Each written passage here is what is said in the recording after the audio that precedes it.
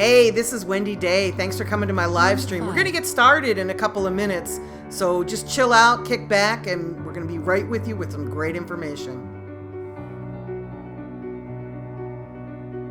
Pond 5.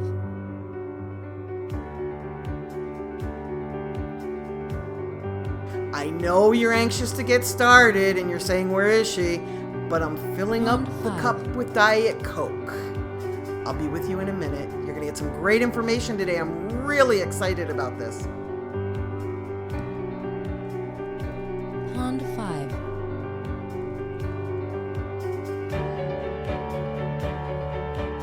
Hey, I'm almost there. Bear with me. It's going to get started in a minute. Hey, thanks for tuning in, though, to the live stream.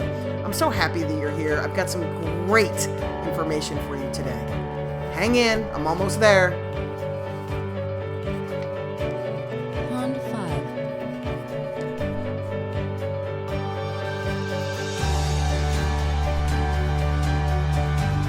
Thanks so much for tuning in. Make sure you share this with your friends. And you know what?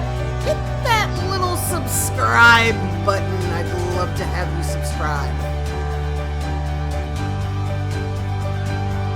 Pond 5.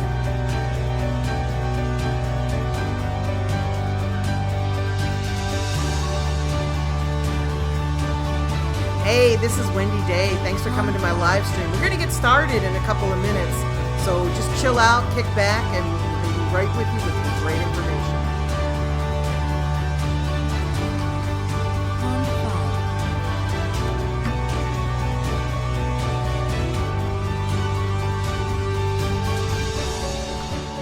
5. I know you're anxious to get started, and you're saying, where is she? But I'm filling up the cup with Diet Coke. I'll be with you in a minute. You're going to get some great information today. I'm really excited about this. Pond 5.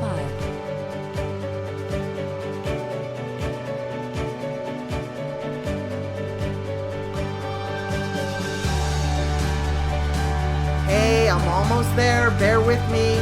It's going to get started in a minute. Hey, thanks for tuning in, though, to the live stream. I'm so happy that you're here. I've got some great information for you today. Hang in. I'm almost there.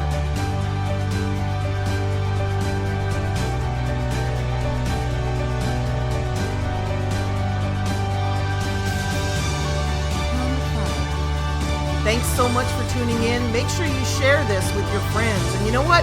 Hit that little subscribe button. I'd love to have you subscribe. Pond 5.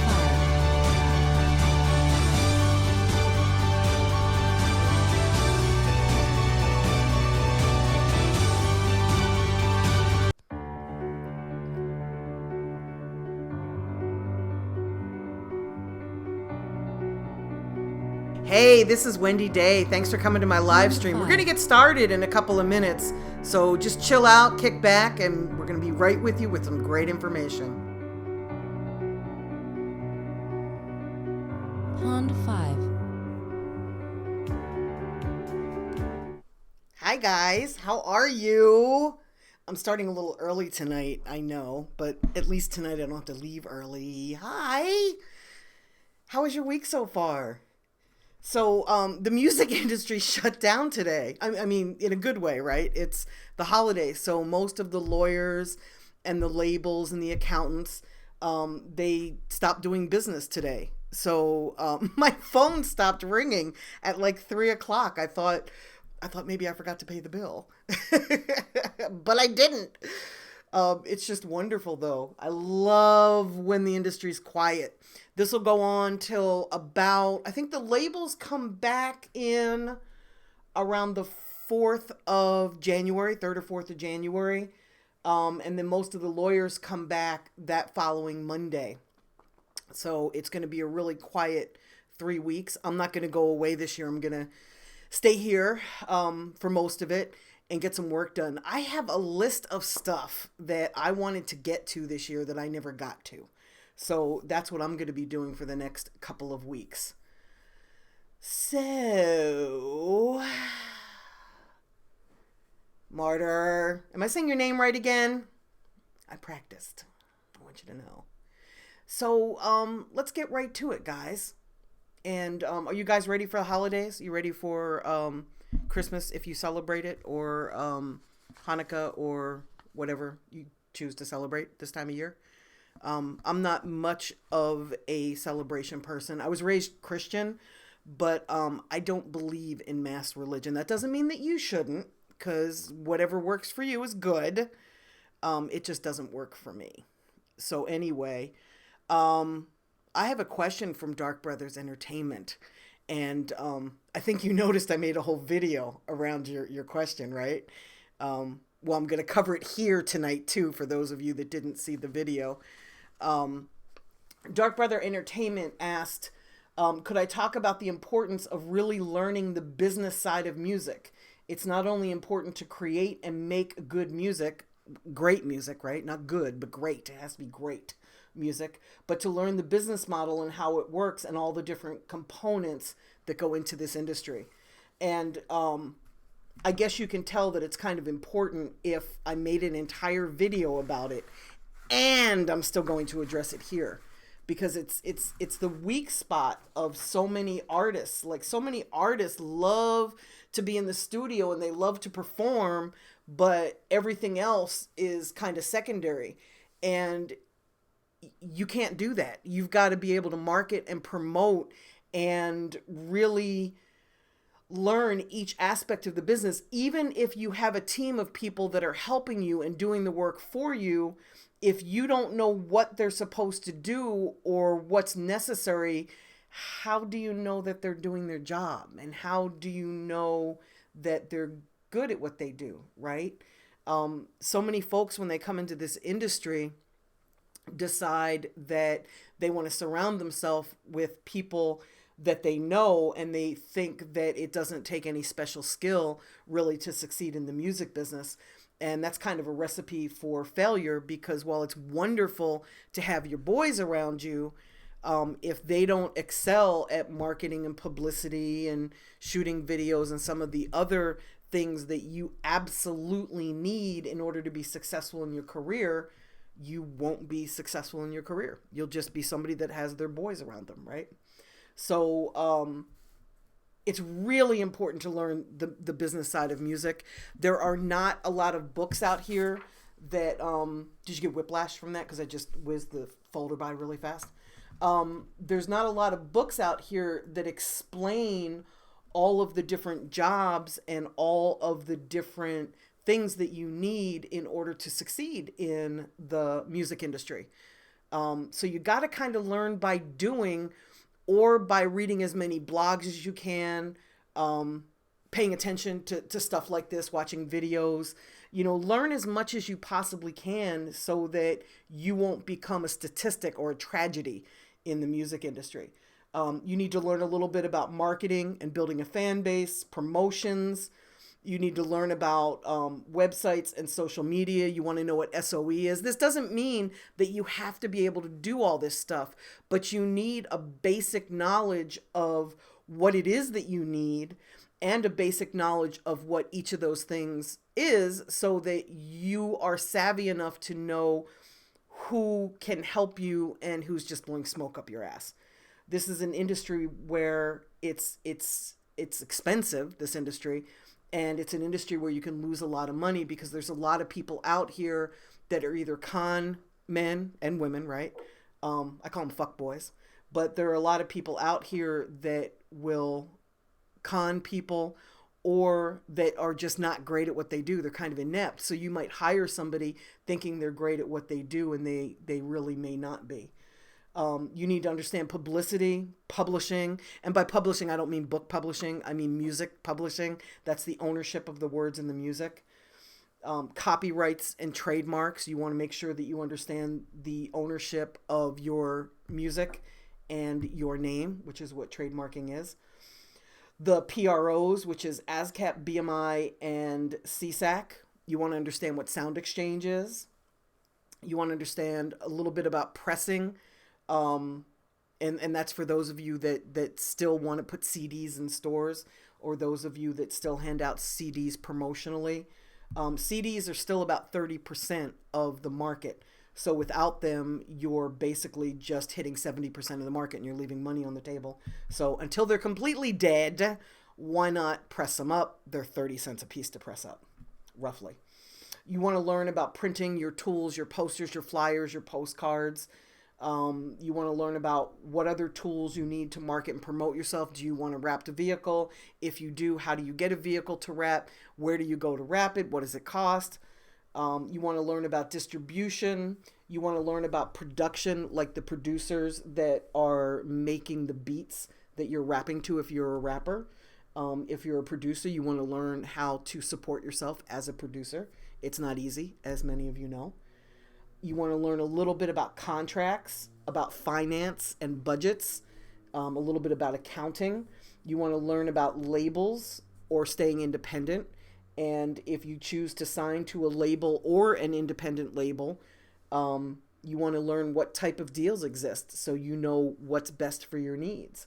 You want to learn about videos and web content.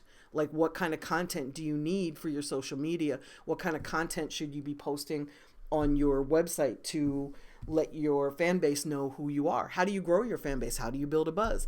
These are things that you really need to know, and that's why it's important to learn the business side of music.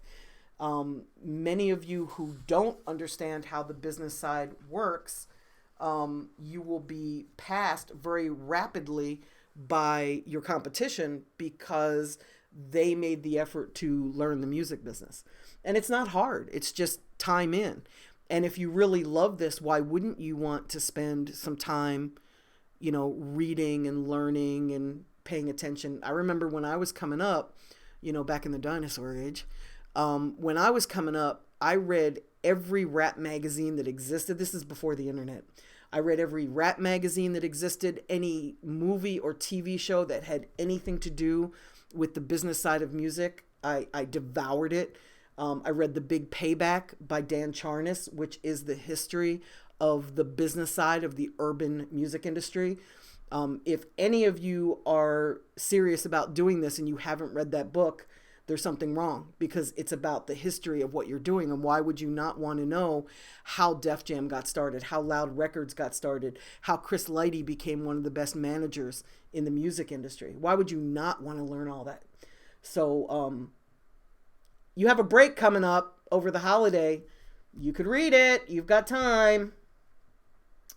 I read all of my books on my iPad or my phone. I can't remember the last time I read a real book. So, I can carry around 10,000 books right here. And for me, that's just really awesome. It just gives me access to so much. When I have a question, I Google the answer. I don't just accept the fact that I don't know the answer. If I want to know what publishing is, I'm going to Google music publishing. If I want to know what does ASCAP do, I'm going to go to ascap.com. So I suggest that you guys get a little bit aggressive and assertive with learning. And I know that it's in you because you're here, right? You're not just here to listen to me speak. You're here to learn shit. So kudos for you guys all being here. So let me come here and ask some questions. La, la, la, la, la, la, la. I'm not familiar, Maidlaw, with Afton Show. I have no idea who that is. How do you increase your shows? There's a video that Tony and I did. Hey, Meezy. That Tony and I did about how to get shows. And then we did one on how to get paid from shows. And that was about maybe 2 weeks ago, but it's in the feed. If you guys are having trouble finding the videos, I set up rapjewels.com, and it archives all of the videos there in order, and it makes it really easy to see anything that you've missed. Also with the archived lives, because every time I do one of these lives, it gets posted right after we go off air. It gets posted, and I go in eventually. It takes me a couple days to do this just because, I'm busy. I really do have a life and, my own business. But I go in and I list all the topics that we discussed. So you can just scan through the topics and see if there's anything that we talked about that you want to catch up on, and then go into the video and kind of figure out about where it is in the video. Hey, JP Sanchez.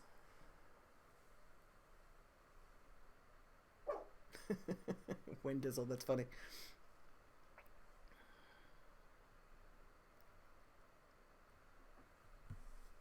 Okay, Blast Off Entertainment is saying that he has I'm assuming you're a he, you may be a her.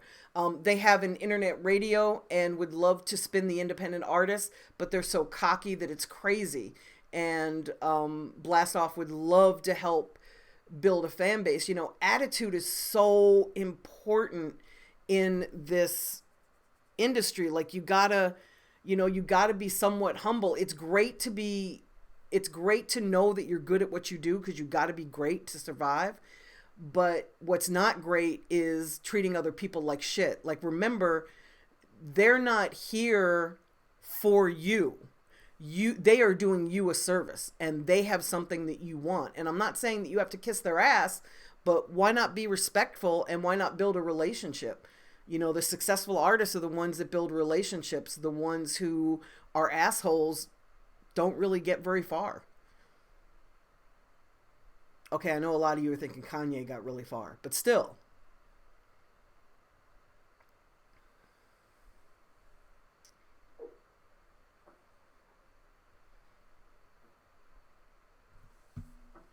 Okay, Young Diddy is asking me if Cash Money had a reunion tour, do I think it would be bigger than a Bad Boy tour? It might be. They certainly sold more music than, well, maybe not, because Bad Boy's been around longer. You know, I don't know if it would be bigger. That's a great question. I would go just because it would mean that BG broke out of jail, because BG's got another couple of years in the feds. So if he was on tour with them, I'd go because it would be like, wow, BG broke out of prison. King Peavy is asking me, should you plan your shows before you release your project? No.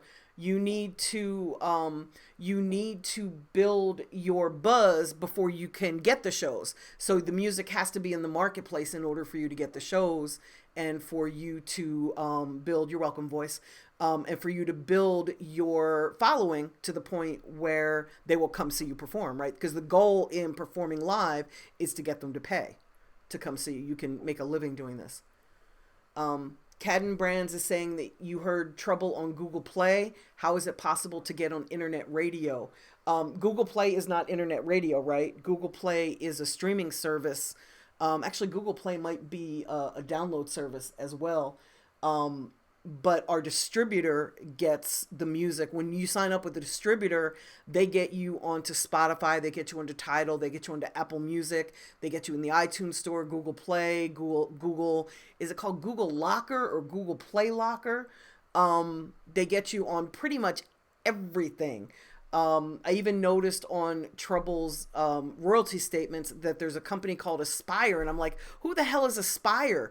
And it turned out that Aspire is the company that Jay-Z bought that he turned into Tidal, or what Tidal is today. Oh, you asked, how do you get on internet radio? You build a relationship with the internet radio stations, and you ask them if you can come on their show. I just read a question from somebody who is looking to have artists on his internet radio show. Just don't come cocky. I'm sure you heard that. So be respectful. And if any of you guys are on internet radio, or you have the connections, would you put them in the feed so that other people can see, please? Pac Riley is asking me, will the next empire out of the DMV, BSFOM will be the next empire out of the DMV, and you have a few questions. Go ahead and ask them. Maria Garza is asking me, where do I see radio? Rats, I hate when this jumps when I'm in the middle of reading. Okay, I should read them first and then say it out loud. Hey, Bubble. Oh, there it is. Okay. Where do I see radio promotion going in the future? Internet radio versus terrestrial FM. Do I see any value in internet radio? I didn't used to see value in internet radio, and I have recently come around. And the reason I have recently come around is there is a report called DRT, Digital Radio Tracker. They're at digitalradiotracker.com. You can actually sign up for free. And when you give them your email address, they will email you the charts every week so that you can see 9 different charts of internet radio. So, Maria, my problem with internet radio in the past has been that I don't know if somebody has 1 listener or if somebody has 100,000 listeners. With terrestrial radio, I can find out because they have to report what their audience is, right? And there's a company called Arbitron that will tell you, it'll back up what they say is their audience. So I can tell whether it's 1 person listening or 100,000 listening. But with internet radio, it's a little more difficult. Well, in 2017, they're supposed to start putting internet radio in cars so that when you drive, you will have the opportunity to tune into internet radio. And I kind of was excited by that. And right about the same time that I heard that, I started getting these emails from Digital Radio Tracker so that I could see the different internet radio stations that play rap music, right? By the charts. I could see who was charting. There were some artists like Tropicana, who is an independent rapper out of New Jersey. I think he's from Atlantic City. And I saw him charting on the singles chart recently. And then I started pulling charts to see what Trouble was doing and to see what was going on with Key to the Streets, which is YFN Lucci's song that features Trouble. I wanted to know, well, what areas is that getting play? And it's worldwide, right? Internet radio. So, and then I started noticing like Rick Ross has a radio station and Warren G has Regulator Radio, and all these different people from the music business have internet radio stations. And then here locally in Atlanta, Tampa Mystic has an internet radio station. And I noticed that Kingpin and his whole team for the Promo Vaticans have an internet radio show from 11 to 2. They call it the Wake Up Show because that's when they wake up. But it definitely seems to be getting more popular. And now that I can track it, I'm happy to work with the internet radio stations. Now that I know like that they really have a following and that when they say they're playing my record, they really are. BDS and Media Base don't track internet radio stations. So if somebody tells me that they're playing, my song 10 times a day, every day of the week, there was no way for me to verify that that was true other than listening to the station all day, every day. Well, now with Digital Radio Tracker reports, I can look at the DRT report and see that they indeed are spinning it. So I think terrestrial radio is dying. It's still relevant, but I think it's decreasing.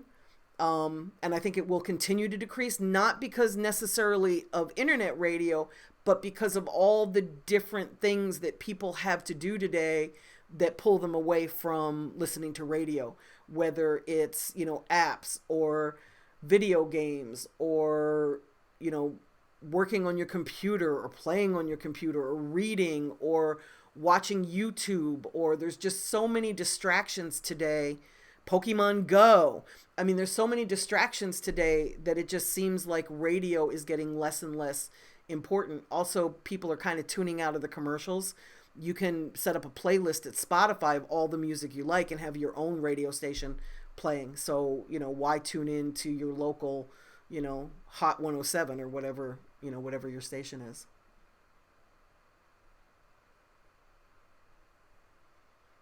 Blast Off ENT. Oh yeah, absolutely, sweetheart. Blast Off ENT is the person that has the internet radio station, and they're asking me if they can put it in the feed. Absolutely, you can. Go for it. Thank you, Pac Riley. Pac is asking me if I had a plan before I started uploading to YouTube. Why does it look like I don't? And did I also have them prepared before I released the first batch? Yes. And I even went in and changed my shirt. so that you would think that I didn't do them all in one day. Yes, there is a plan, believe it or not. I actually have a list of ideas. Here it is. The ones in blue are the ones that I've done. And it's 1, 2, 3, 4, 5 pages of music industry things that I want to talk about. And then I've got another 1 page of like business that has nothing to do with the music business, like motivation, attitude, time management, credit, financing, like different topics that I want to talk about that I think will help you guys. And when I first started, my goal was to shoot the entire week on Sunday, so that like on Sunday I would shoot Monday, Wednesday, and Friday's videos.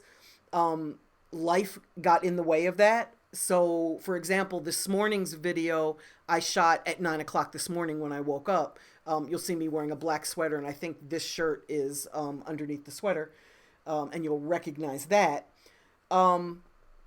So yes, I had a plan, but my plan hasn't quite worked out the way that I'd like it to.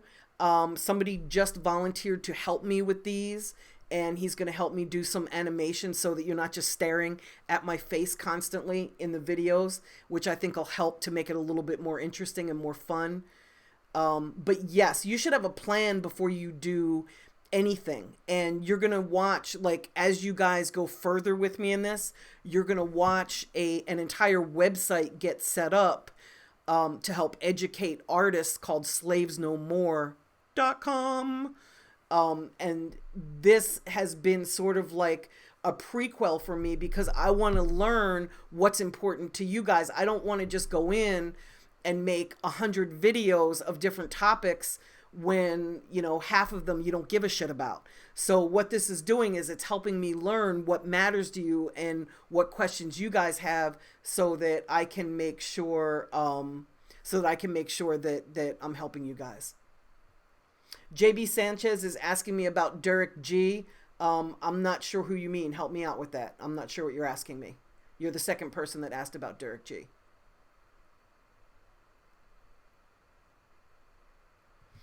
Voice is asking me how I feel about the resurgence of vinyl sales over the past few years.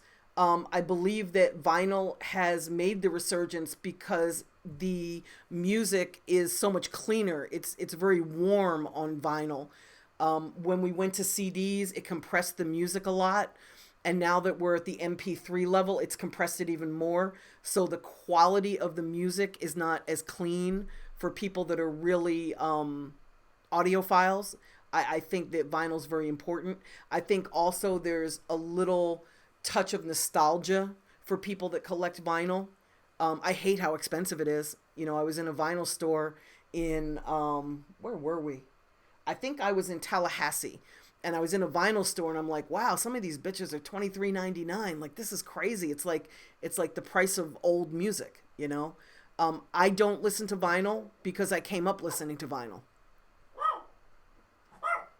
King Peavy is saying that he pushed an EP last year and planned a show that brought out 80 to 100 people, but he didn't know what to do afterwards. I feel you. Should I have just planned another show? Well, the problem with doing shows in the same area is that, here, gangster in the background going ram. The problem with doing another show is that once somebody has already seen you in a certain area, it's going to be a little bit challenging for them to get them to come back and see you again. So you're going to have to expand your territory a little bit. Also, when you put out an EP, you want to do more than just a show in order to promote it, right? You're going to want to maybe hit the college campuses. You're going to draw like a 5-hour driving radius around wherever your central location is, and you're going to start working from that area outwards within that driving radius, and hit all the colleges, hit the high schools. Be careful when you hit the high schools because they really don't like you on their campuses. The colleges do. The colleges are pretty cool. Desario is saying, I started in the industry as a regional promoter for labels, Priority, Perspective, Relativity, Platinum, and we would utilize college radio to break singles. KKC in Chicago is an amazing station. That's Kennedy College. And when I was working with Twista and Do or Die back in the 90s, man, we broke everything at KKC. Is it still viable today? It depends on the artist. Understand that KKC in Chicago is not like any other station in the country, right? And back then, there was also a station you went to, was it Northwestern? It was up like in the on the northeast side of the city. It was like a 30-minute drive north. I can't remember the name of the station, but that was just like Kennedy College. Like they really broke records there, and they were really like a really cool FM station as opposed to a college station. If I have an artist that's very, very lyrical, I will go to college radio. When I first started working with Joyner Lucas, we went to college radio because his music wasn't quite ready for terrestrial radio. It was a little bit too lyrical still. And rather than make him make different music, we just worked it at college radio. It was, you got to use college radio as part of your marketing plan. It's like one piece of the pie, and there's 8 pieces of the pie, right, to make a whole pie. So as long as you use it as one piece of the pie, yeah, you're still reaching people. My concern about college radio is there's no way to measure it, right? You don't know if one person's listening or if 100,000 people are listening. Tori Gandy is asking me, are cassettes a viable alternative physical product with the lo-fi movement, especially in Europe? I don't know because I don't work the European markets. I wouldn't do cassettes only because it's a little bit costly and I'm not reaching enough people to really warrant that expense. If I wanted to have like a product that was very special, I might do it, but I'd probably do color vinyl before I would do cassettes because I think there's a bigger vinyl market than there is a cassette market, right? BMO, thank you. BMO just said thank you and thank you.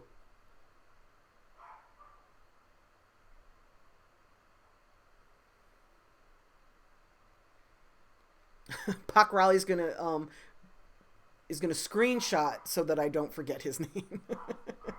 That's very funny.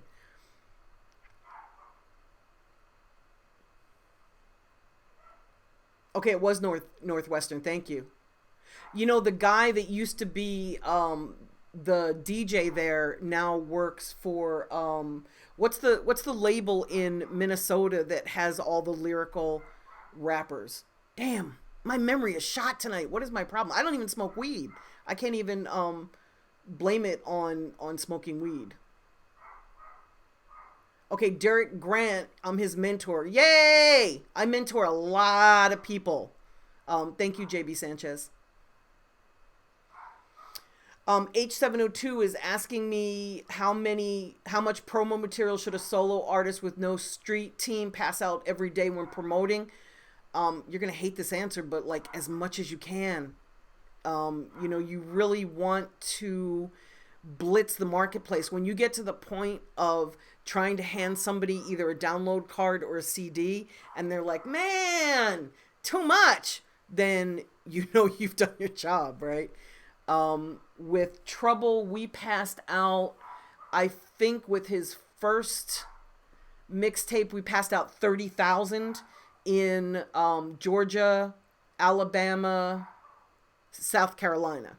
Then we expanded to Northern Florida, Georgia, Alabama, South Carolina, and North Carolina, and we went up to 40,000. And then with his third release, I think we did 50,000, if I remember correctly. And again, in Atlanta, you know, in the Southeast, it's still a CD marketplace, so it makes sense to give out CDs that it wasn't really... Rhymesayers, yes, thank you. The label in Minnesota is called Rhymesayers, and the guy who was the radio DJ at Northwestern now works for Rhymesayers. And if you said his name, I would know it too. Thank you, Father Ja.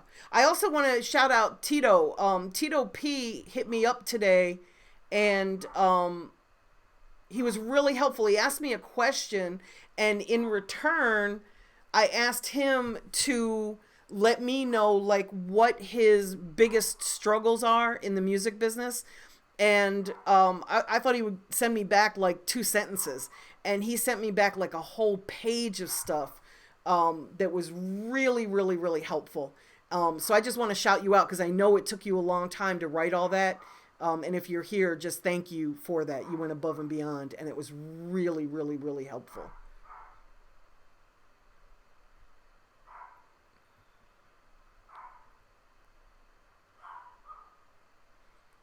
Hey, Desario, you worked with Twist and Do or Die too. Did you work with Psychodrama as well? Yay! I loved Psychodrama. Psychodrama was a group out of Chicago in the 90s, and it was 2 guys and a female. And it was really like the first time, this is before Diggable Planets, right? It was really the first time that somebody did that, and they were incredible.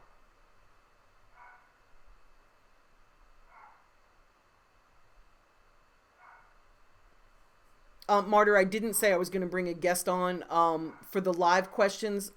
If I do this with somebody else, it's going to become an argument because I have my way of doing stuff and somebody else might have their way of doing stuff.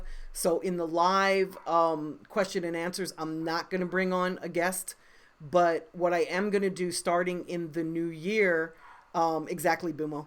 What I am going to do in the new year is it's part of my plan to start leaving my office and going out and interviewing other industry people. Like I want to interview Deborah Manis Gardner about sample clearances because so many producers have asked me about that. And I want to, a lot of you songwriters have been asking about questions about songwriting that I can't answer because I don't deal with songwriters at all. My whole world is rap. So I asked Ray Daniels if he would come and do this with me. What we'll probably do is meet in a studio somewhere, and then I'll just interview the shit out of him and break it up into a couple different segments. So Pac Riley is asking me, if you make edgy posts on social media that make people talk, would you even need to do endless promotional material? I don't believe social media is enough, you know. I still think you have to go out in real life and work. I noticed when Young Thug was coming up, he was doing really edgy posts on social media. Like I would see him in a hospital room and he'd have his arm around some guy and it would say my hubby. And I'm like, wait a minute, is he gay? Like is dude just outing himself? And although he did that, it wasn't enough to sustain his career. He had to really go out and do promo tours and work the streets and have street teams and get himself to the next level. Even with Baby managing him, wasn't he part of Rich Gang at one point? He and Rich Homie Quan were part of Rich Gang. I mean, they were, but they weren't, but they were, but they weren't. Nobody really knew. Even with all that innuendo and people talking about him, that's still not what broke him. Like he still had to go and market on the streets to build his buzz.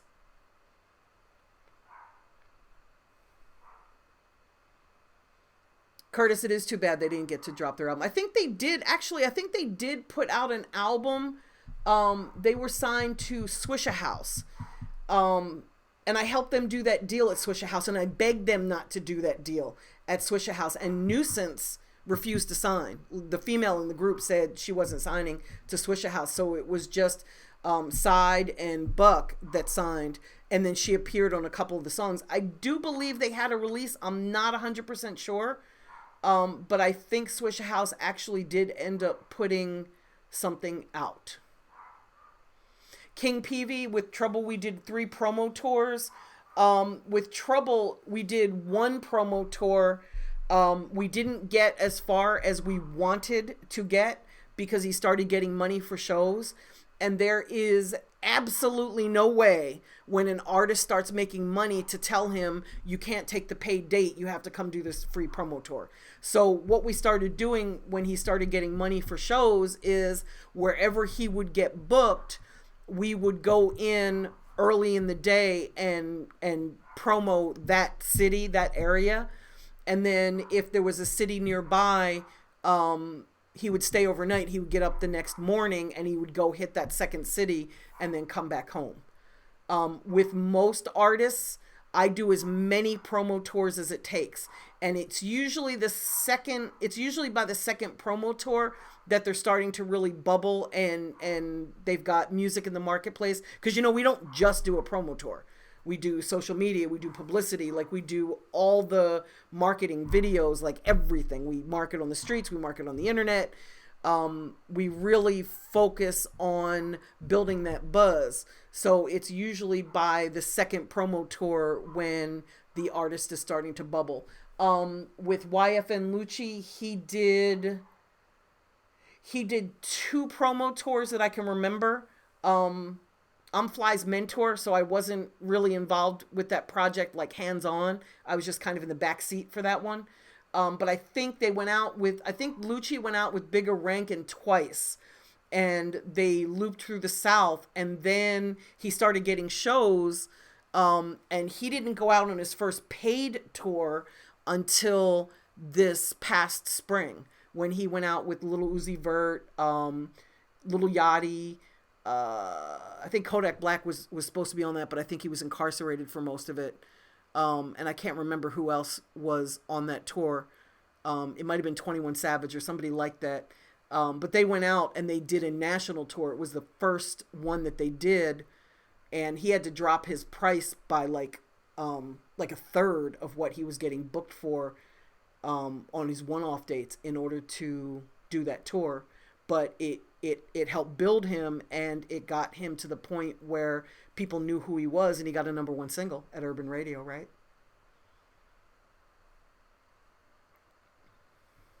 BMO, I didn't remember that Mac 10 signed COG. Mac 10 used to be in Chicago a lot, though, back then. You might be right. Did COG ever do anything? I don't think so. Do you remember Snipers? And Quavo was a group called Quavo.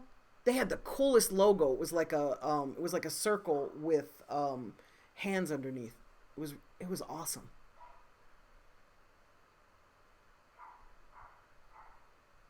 Okay. Pac Riley thinks you can get your first buzz with social media and then dropping on big platforms, but to keep growing, you have to go out and do your thing. If that works for you, do it. I've never been able to break an artist on social media. For me, it's the other way around. I've got to get them popping on the street first and then bubbling on social media. I know there's guys like Hobson that started out on social media.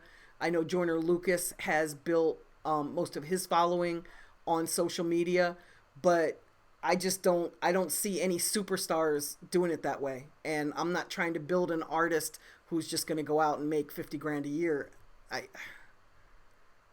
But if it's working for you, do it. Absolutely do it. And that's no diss.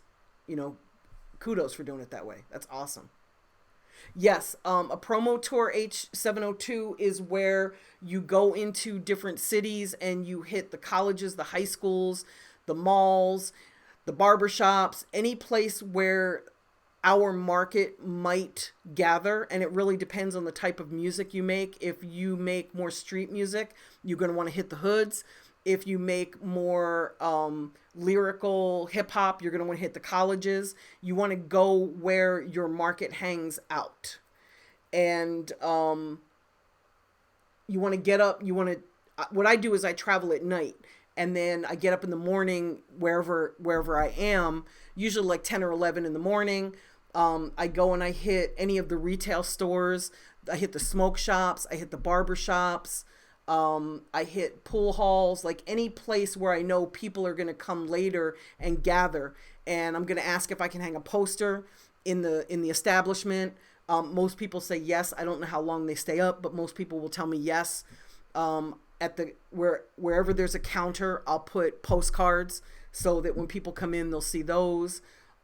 Depending on what type of store it is, I will leave promotional CDs on the counter.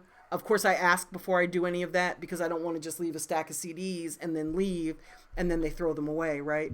I find out what high school has most of my target market in it, and whether it's a suburban high school or whether it's like an inner city alternative high school, I'll find out what time they're letting out, and I'll make sure that we pull up right before they let out, and then we'll give out t-shirts, posters, music, download cards, whatever we have to give out. It depends on your budget, right?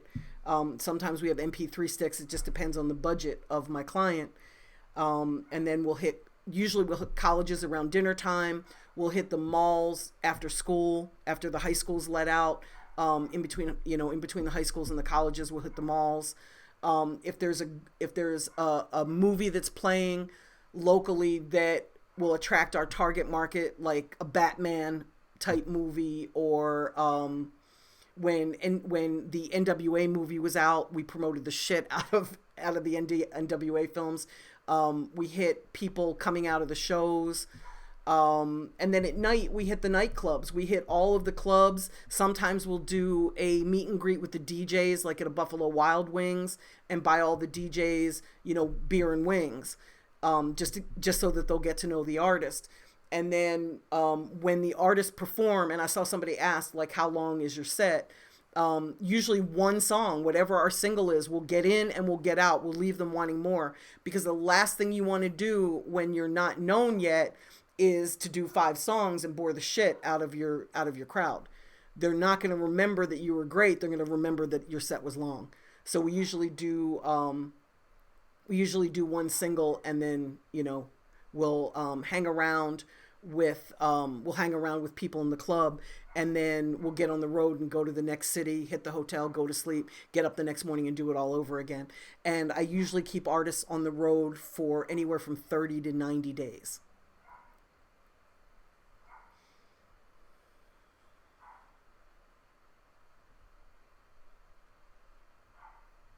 Why do artists, Pac Riley's asking me, why do artists lie about the details on how they got on? I have yet to figure that out. I really don't know. Desario was asking me about sniping, and sniping is when you hang posters. Is that what you're talking about? When you hang posters in a marketplace? I haven't done that in years. I only do that in really dilapidated areas, because when I do that, I put them up with wallpaper paste so that they stay forever. And I make sure that I only hit abandoned buildings. I don't hit like a building that has somebody living there or a retail establishment in there.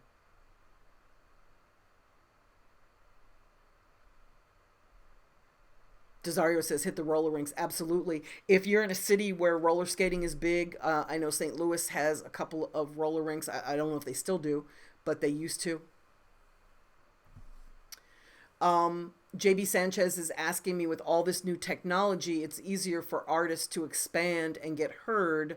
With that said, how can managers get paid? Managers get paid a percentage of all of the income that the artist gets. So every income stream that you can set up for your artist, you're going to get a percentage of, either 15 or 20%, whatever you've worked out with your client.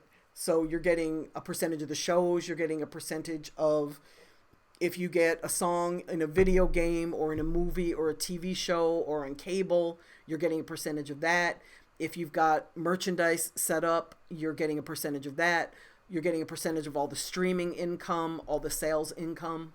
So it's to your advantage as a manager to get your artist buzzing, popping, because that's when the money comes.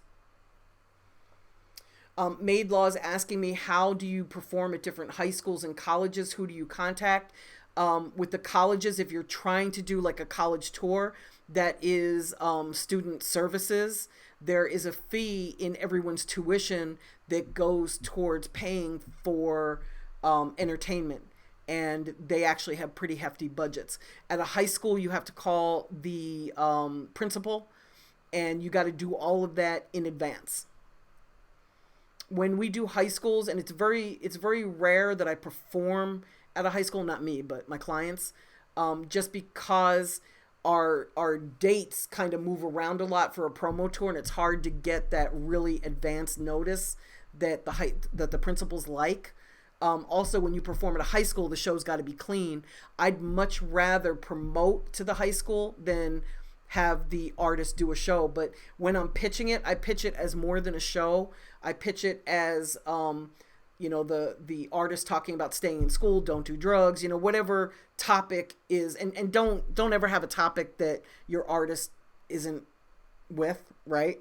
Like, we could never put trouble in a school and tell him don't do drugs, because that's just not him. He's not going to tell somebody to do something or not do something because he believes that everybody has their own mind to make up. So if you're going to speak on something, just make it positive and make sure the artist believes in it. Desario, I still do that. Desario saying back in the record store days, he asked the manager to hang posters and then he makes the displays unique. I still do that, but we don't do it in retail stores anymore because, retail stores are kind of obsolete and their real estate has changed. Like, they're selling so much more. But I do that in head shops like vape stores. I do that in pool halls. I do that in hip hop gear shops. Remember where you would take the posters and you would take 3 of them and you'd make like a triangle out of them, like stapling them down the side? We still do that stuff for retail stores. We do it in clubs too.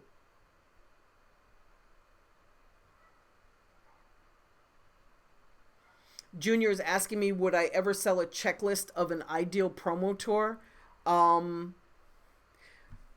I would give you a checklist. I don't think I would sell you a checklist. I think that's kind of, I think that'd be pretty shitty to sell you something like that.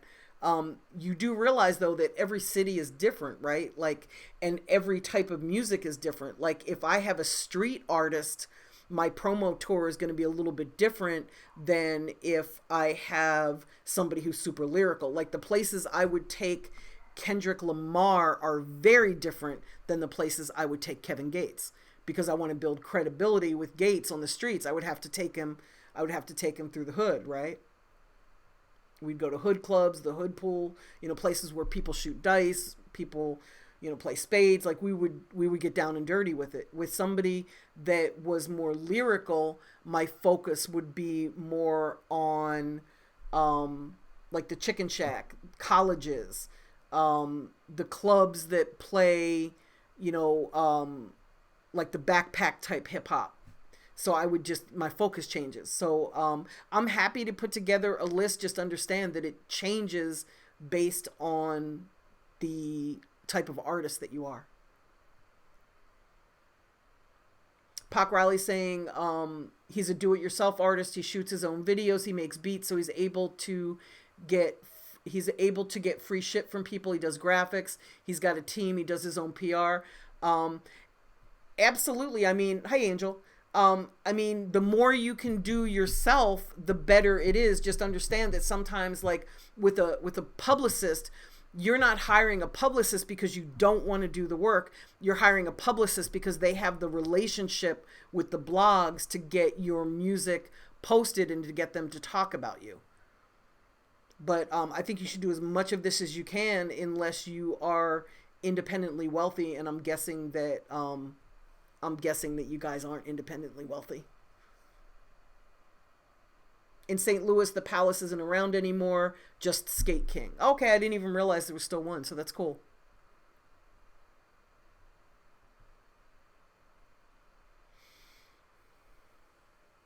Junior is asking me, are there any street teams that I would recommend in Florida? Yes, I use Ice in Tallahassee. She does a really great job. I use a guy, G in Tampa. He does Tampa and St. Pete. He does a great job. I'm trying to remember who I used. I've used Lex in Miami before. And in Jacksonville, I can't remember who I use. I would have to call Grand Prix and ask him who does Jacksonville. But yes, we still use street teams. In places where I don't have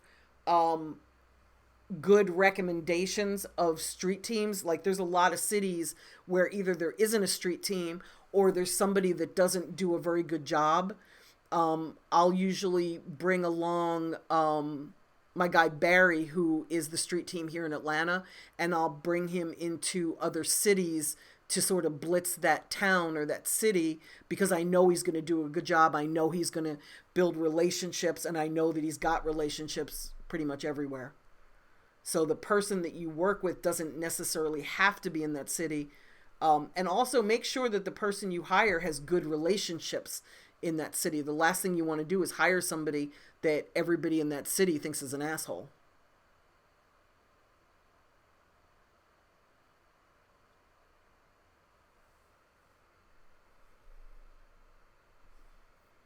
Curtis is saying boom bap clubs. That's funny.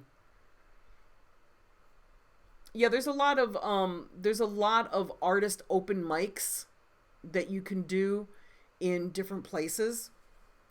I don't ever pay to have my artist perform. I prefer building a relationship with the promoter and getting on that way. King Peavy is asking, should he use a street team in Chicago? I don't use a street team in Chicago. That's one of the cities where I love Chicago. It's actually my favorite city. If it wasn't so damn cold, I would live there. But in Chicago, I either use different people from different neighborhoods because of how volatile the city is, or I'll bring somebody in from outside to work that city and just get things in the clubs that I need them to be in and get them to the places. We don't really go through the streets of Chicago like we used to, just because I don't ever want to put somebody in a bad, situation. And Desire is saying, yeah, the climate has changed in Chicago. It has. Like, even the people that I had relationships with back in the day, they're all doing different shit in Chicago, There's some artists that I've got relationships with who are coming up now, and they will recommend people to me, but for the most part, I don't hit the streets too heavily in Chicago. Ditto with Dallas. I don't do the streets in Dallas just because they're so spread out. What's another city I don't really hit the streets too hard in? Detroit. I don't hit the streets too hard in Detroit. There's just certain cities where I find it's not as effective as others. Desario says he was promoting Bone Thugs in a rap van and got bricks thrown at the van. I'm sorry to hear that. I didn't mean to laugh, but that's funny. Bricks.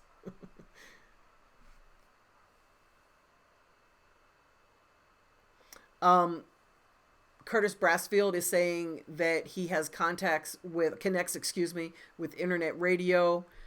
His show Chuck's Corner is moving to FM, so anyone that wants to send music can. It's in the feed, and he's in Houston. And Desario is saying he's glad it was bricks and not bullets. For real. They're actually out on tour right now. They're on the Puff Puff Pass tour. I've noticed Steve LaBelle's feed in my Instagram.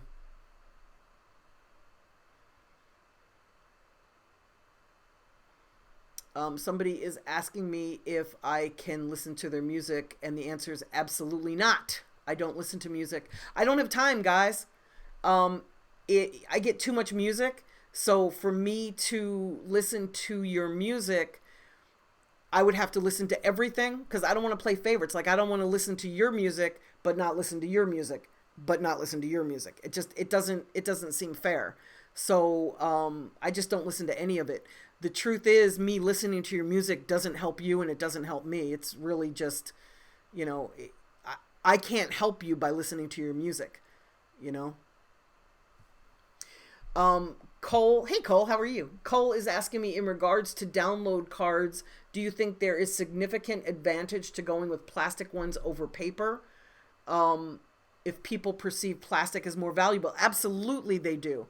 Can you afford to do plastic? I mean, if you can, if it's in your budget, I would much rather see you do that.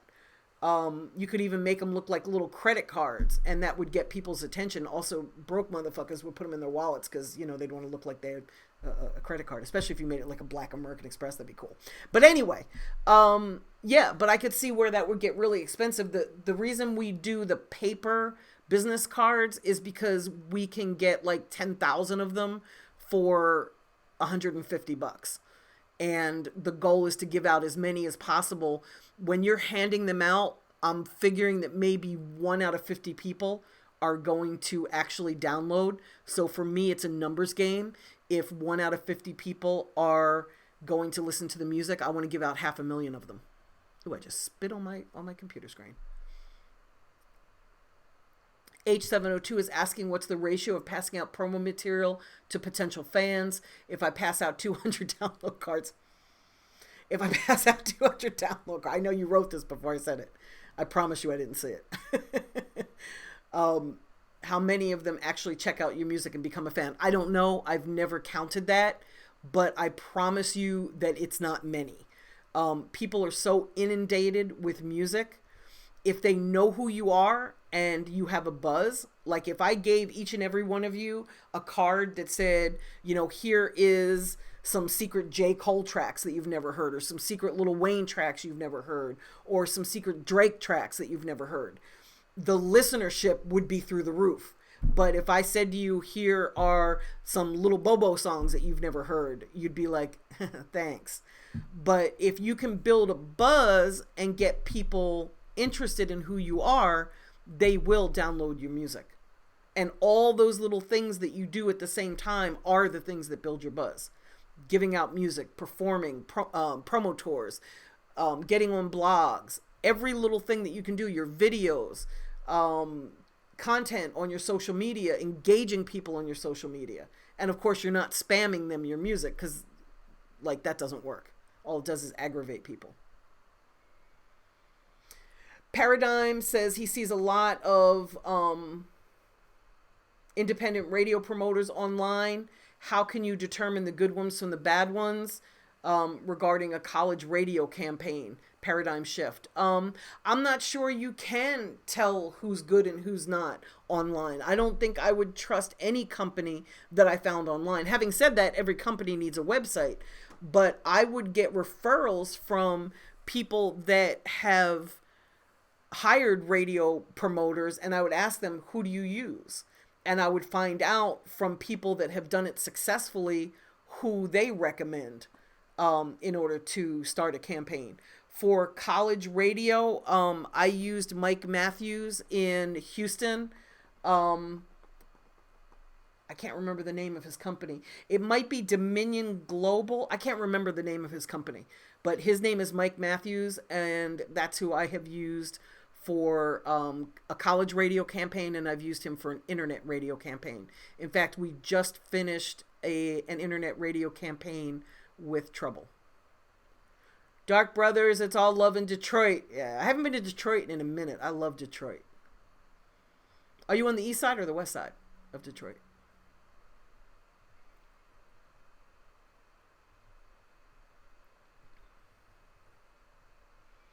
Curtis is saying, me and Tony talk about that all the time. I'm nicer than Tony, though.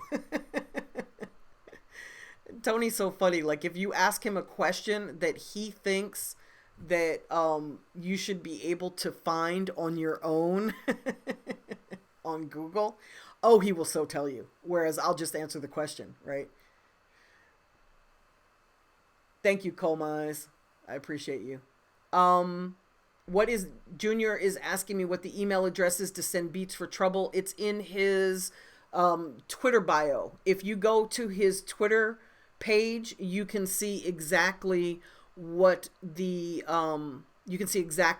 email address is to send him beats. But let me tell you how he records.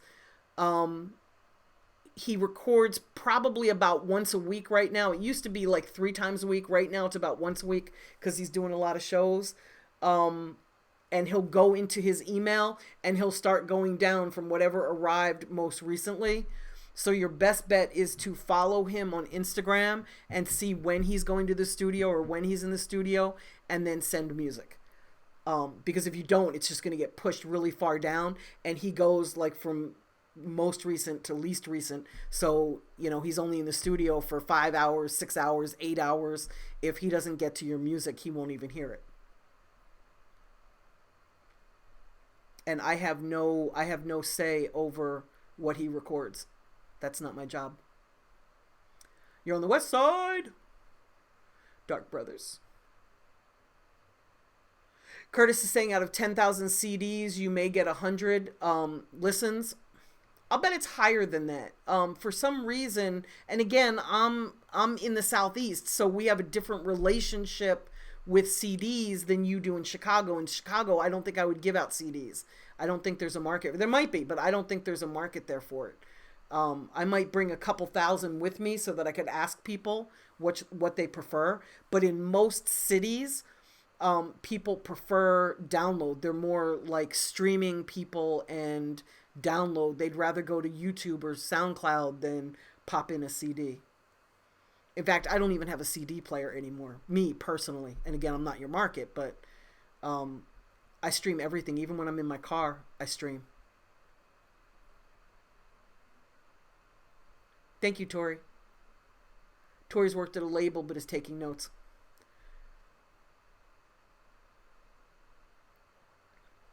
And Curtis is making a good point. You may only get 100 listeners, but imagine those listeners become fans and are buying your stuff at $50 a pop. You know, the research says that the average, thank you, Maria, it's Radio Airplay Pros. That's who I've hired to do college radio and internet radio before. Radio Airplay Pros. Maria Garza has put it in her, in the feed here. So whoever asked me about who to hire, there's your answer. I have personally hired them, and they've never let me down. And Desario saying there is no market in Chicago. They use them as coasters, maybe small frisbees. Exactly. What I do is I bring CDs with me whenever I go to a new market because I just don't know. I'll have both, and I'll start asking people, you know, in the beginning, which do you prefer? And if everybody's telling me download, I want the download information, then I just put the CDs back in the trunk of the vehicle and give out, you know, I'll keep maybe 10 in my bag in case somebody looks at the download card like, what's this? Then I'll ask them, hey, do you want a CD? I like to give people the access to the music the way they want to hear it. For example, if somebody were to give me a CD, it wouldn't help because I would have to go and find my CD that hooks up to my Mac. I don't even know where it is. It's in a box somewhere. And I'd have to go through all these different steps to listen to it. And like, why would I do that? I wouldn't, you know, unless it was some hidden secret music by my favorite rapper, then I might, you know, go out of my way to listen to it. But for somebody I've never heard of before, and most of the stuff that people hand out is whack, nope. Maria's saying, what techniques do you recommend to the new and developing artists that can't afford to put out thousands of CDs on the streets, but need help to build their brand and get their music out there? I would use download cards. If I didn't have the money to put out 50,000 CDs, I would put out 50,000. I'd probably put out 150,000 download cards. And they're relatively inexpensive.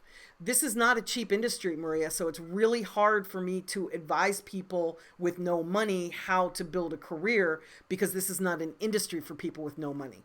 You've got to have money to record. You've got to have money to market. You've got to have money to promote. You've got to have money, just put gas in your car to get to a show. So it's just very hard for me to, you know, I try to be cognizant of folks that have limited budgets, but it ain't easy.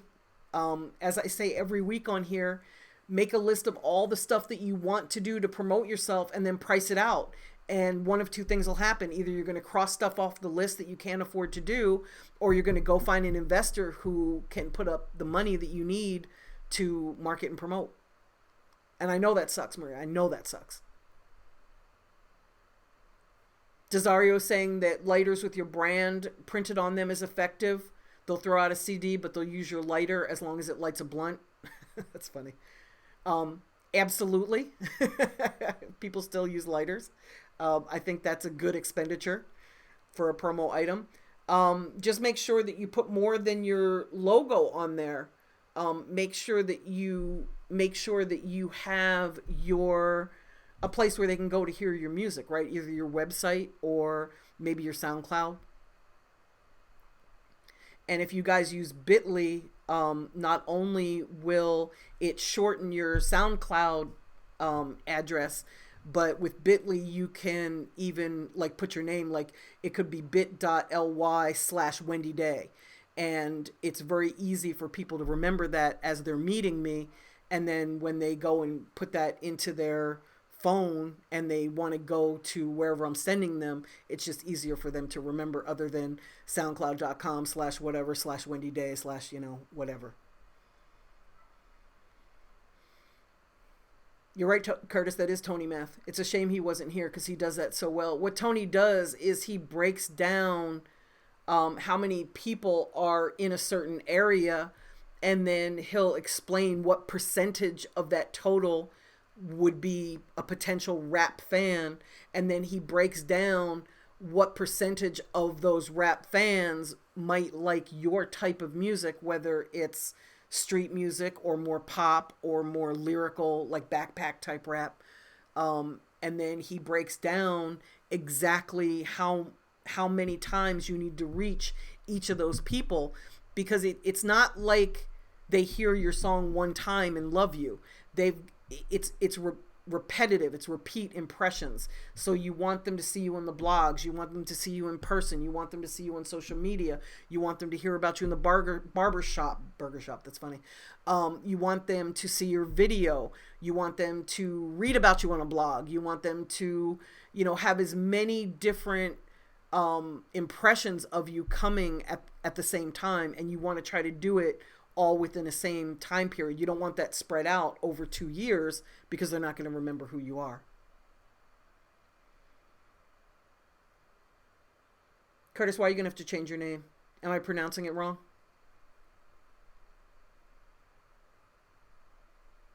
Or do I keep calling you out?